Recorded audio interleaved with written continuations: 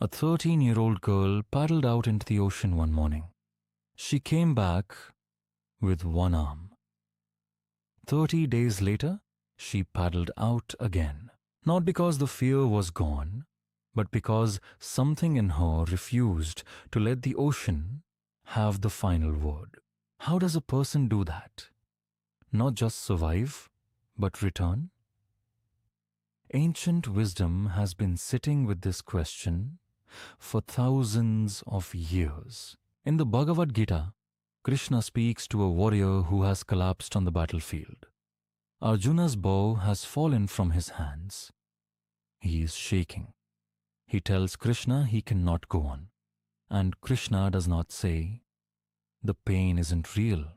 He does not say, "Be strong." He says something far more radical. He says, "You are not the body that can be wounded. You are the one who witnesses the wound." This is the teaching of the eternal self, the Atman, that which no sword can cut, no water can drown, no fire can burn. The Gita, chapter 2, verse 23. Not a metaphor, a map. Bethany Hamilton was 13 years old when a tiger shark took her left arm while she was surfing off the coast of Kauai. She lost over 60% of her blood. By any measure, the story should have ended there. It didn't. 1 month later, she was back on her board. Not because she had healed, not because the loss had shrunk, but because she had found something the shark could not take: her sense of who she was beneath the loss. She later said she believed her purpose was bigger than her comfort. That the ocean wasn't the place where she was broken. It was the place where she was most herself. There is something ancient in that instinct. Every wisdom tradition has a word for it. The Gita calls it Svadharma, your own path, your own nature. Buddhism calls it your original face. The Stoics called it the ruling faculty, the inner citadel that circumstance cannot enter. The wave took something real, but it could not reach the deepest room. The first lesson is this: identity is not located in what you can do. It lives in what you are oriented toward. When Bethany returned to the water, she wasn't proving she was unbroken. She was declaring what she loved. And love, the ancient teachers remind us, is a form of knowing. To love something deeply is to know where you belong. The second lesson is harder. Suffering is not the opposite of purpose. Sometimes it is the path to it. The Stoic philosopher Epictetus was born a slave. He walked with a permanent limp from an injury inflicted by his master. He became one of the most luminous minds of the ancient world. He taught that we do not choose our circumstances. We choose our response. And in that choice, we author ourselves. Bethany did not choose the wave.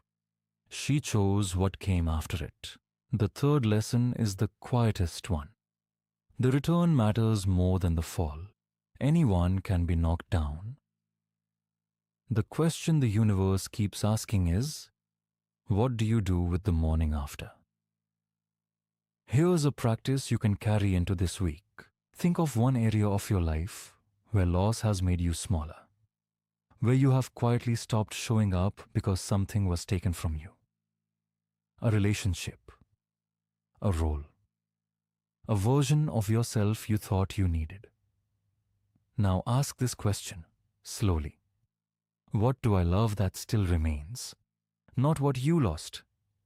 What remains? Write it down. One sentence. Then do one small thing today in the direction of that love. Not to prove you are healed, just to remind yourself where you belong. The Gita does not ask Arjuna to feel no grief. It asks him to act from his deepest nature anyway. That is the whole teaching.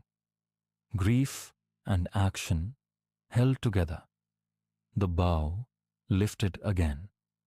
The ocean does not apologize for its waves. It simply keeps moving. And somewhere in that relentless, indifferent beauty, there is a teaching.